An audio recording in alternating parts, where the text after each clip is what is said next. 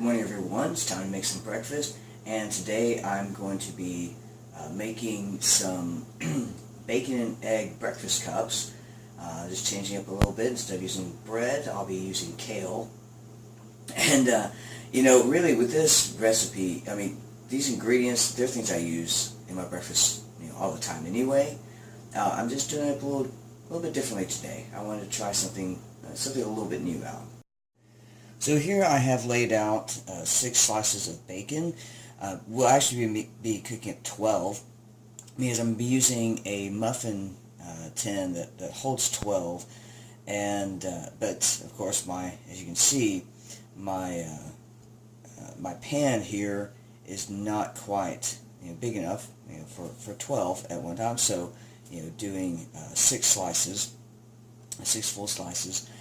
And now I'm about to turn it up to like a medium high is what they call for, and only cooking it 4 to 5 minutes. They said it needs to be cooked. You don't want it to be raw, but it needs to be flexible because it will cook more when we put it in the oven. So I'm going ahead and starting off with 6. Now typically when I'm cooking bacon, and this is pork bacon, you could try out maybe some turkey bacon or something along those lines, some kind of alternatives. I like turkey bacon, but I've gone ahead in the last trip to the store, there was a pretty good, well, I shouldn't say a pretty good deal. Pork bacon has gotten really expensive in the last few years, so it's kind of a special treat for me to have this. But I went ahead, since there was like a pretty good special, and got a couple of packages, and so I'm going to be using that today. And something else I want to stress, like I said, really a lot of this is for those who are not accustomed to cooking very much, if at all. And I want you to keep in mind that when you're dealing with meats, whether it's the bacon here or with the eggs, I mean, I am constantly washing my hands after every little thing I do, because you really don't want to be handling a lot of other things after you've got meat on your hands, especially when it comes to things like if you ever deal with chicken and you don't want to get salmonella, anywhere. So keep that in mind that you'll be washing your hands a lot. I've got a little hand towel here for me to dry my towel after dry my hands after I've washed them a good bit. So let's go ahead and get this started up, and we'll get into the rest of the recipe. Yeah, one of the things to also keep in mind while you're cooking bacon is kind of keep yourself back a little bit. It does get kind of smoky, so make sure that you've got a good fan to kind of get that smoke out of there. If your stove doesn't have that good of an exhaust fan, then maybe open a window, door, something like that will really kind of bring that out, because it does tend to smoke up a good bit, and it pops. So keep that in mind too, right? Is that bacon, the bacon grease and everything, when it gets really hot, it really kind of pops out, and sometimes it's how you get some of the burns. The most. I just felt that. Alright. So, some of it got a little more done than I really wanted it to. Some of it's burnt. Okay.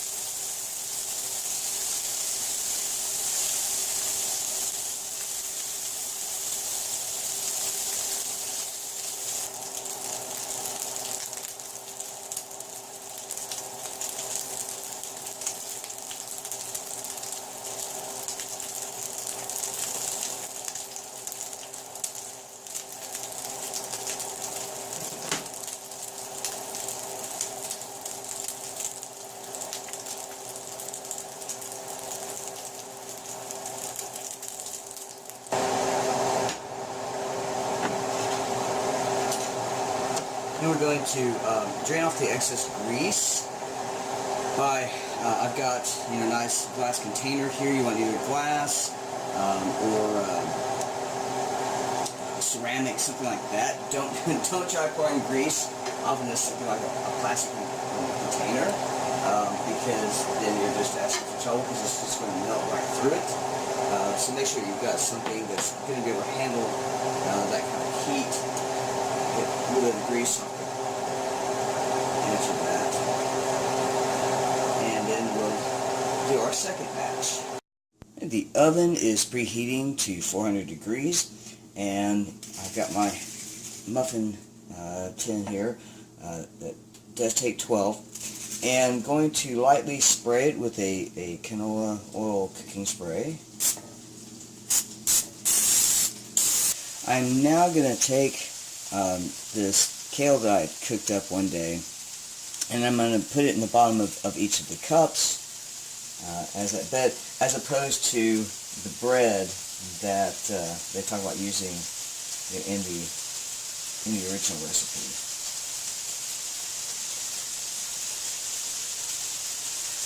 So that's just this. Think about you know, how much, you know, everybody needs their leafy greens anyway, and this, you know, kale is a dark leafy green.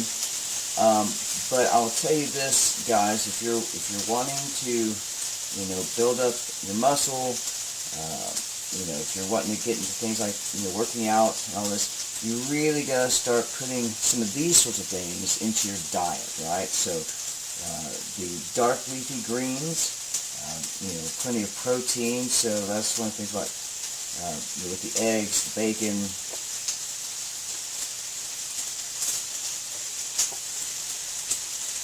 And that way you are setting yourself up for, you know, if working out and building up muscle, you know, are your goals, then this is the way to start it. But even if it's not your goal, it's still a good, healthy alternative, because everybody really does need to get more. I mean, I've known for years I need to get more vegetables into my diet, and this is a way for me to do it. Okay, so now that the oven's preheating, we've cooked up the bacon to make sure that it's still somewhat flexible. There's maybe a few crunchy spots. I'm not terribly concerned about that. I mean, yeah, see, it broke apart. Well, you know, I'm fine with that, because I know it's still going to be there, you know, in with the mix, and so it's going to be good no matter what, right? The bacon's still going to be there. It may not be like the most, you know, wonderfully presentable thing like they got, you know, in their pictures.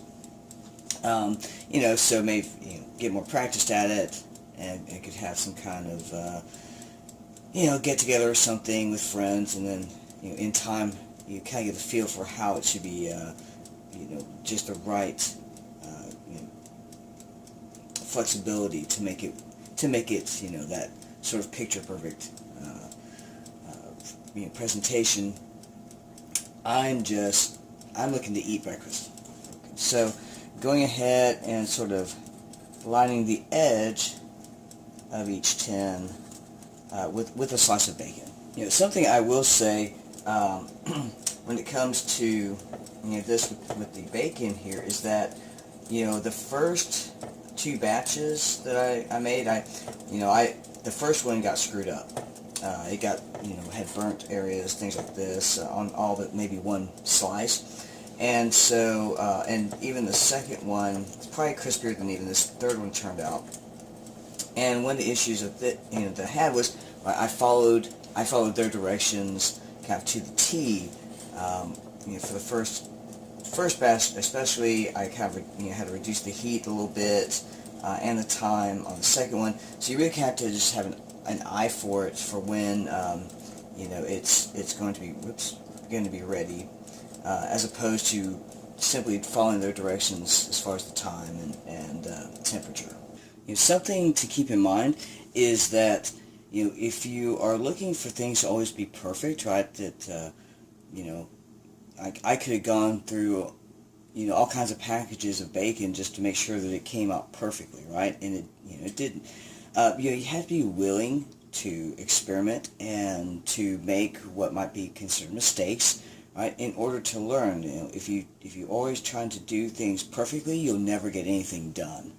So just keep that in mind, right? So enjoy what you're doing and accept what limitations that you have at the time and learn from them.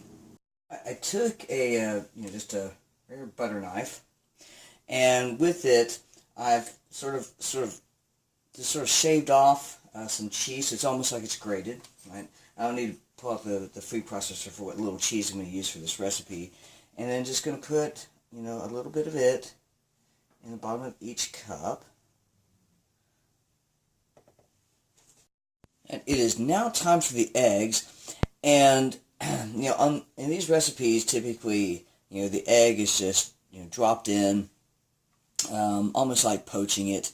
Now, I'm going to do that for about half. I've never had, poached eggs. I'm not sure how I'd feel about the runniness of them, but I'm willing to try these things, right? But for the other half, I'm going to go ahead and sort of scramble it up. And so that way, I can have a choice of that. So let's go ahead and crack that open. Alright. Try and do this one-handed so you can see. Alright. And now they do say that even for those that would be poached, that it could be done this way of taking it and just going ahead and pouring it in like that. And I already broke the yolk anyway, but they could be done that way or just cracking it and putting it right in there. The main reason that I got the glass is so that I can scramble up those that I want scrambled. And again, dealing with eggs is definitely a time to be, washing your hands a good bit. So we're just going to give that a good little scramble. All right. Tell you what, we'll do that side with the so-called poached and this side with the scrambled.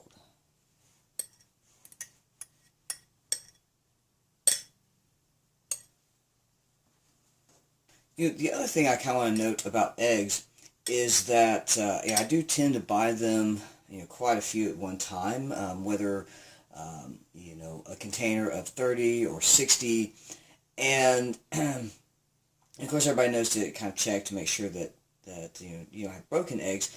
But the thing I want to talk about is pricing, because usually the idea is that if you buy things in bulk, or at least in larger quantities than, say, like a single pack of, say, 12 eggs, that it would be a better deal economically. But check, right? Take, on your phone, right, get that calculator out and actually check, because sometimes they don't quite tell you on their prices, like how it sort of breaks down. Because there have been some stores where I found it cheaper to buy either a 12 or an 18 pack of eggs than a larger size. So kind of watch with that. Sometimes stores kind of play with that a little bit and will mess with you in that sense. Alright, so all 12 have been set up, and they are now ready to go into the preheated oven. They're supposed to cook for 10 to 12 minutes. I believe it's, I have to go look, I believe it was 12. And I'll go ahead and get that started. Alright, so 15 minutes later, and that is how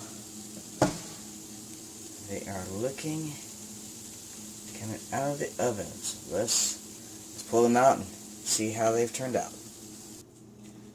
Alright, so I'll pull it out and set on these couple of little pads here.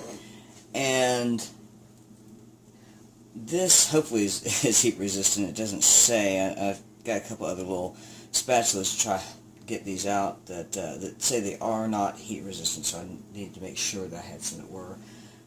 Go ahead and hold this steady with my gloved hand. And oh wow, yeah, see, they just kind of, you probably can't see from there, but they sort of, right, because we've used that spray, that cooking spray, plus probably with the little bit of bacon grease kind of keeping things nice and not sticking to these pans, and they are non-stick pans anyway, but just kind of, can kind of just glide it out. Alright, so just kind of pry it up on there. And then I'm going to go ahead and try one of each. One of the scrambled, but also even one of those that was sort of left intact. Again, they're not as pretty as, as on the pictures a lot of times, but that's fine. I'm sure, they look like they taste just as good. So, alright. So this is going to be breakfast, one of each of the kinds of eggs. And then I've just, a little cutie orange, along with it. And we'll see how it is. Alright, so it's time to try this out.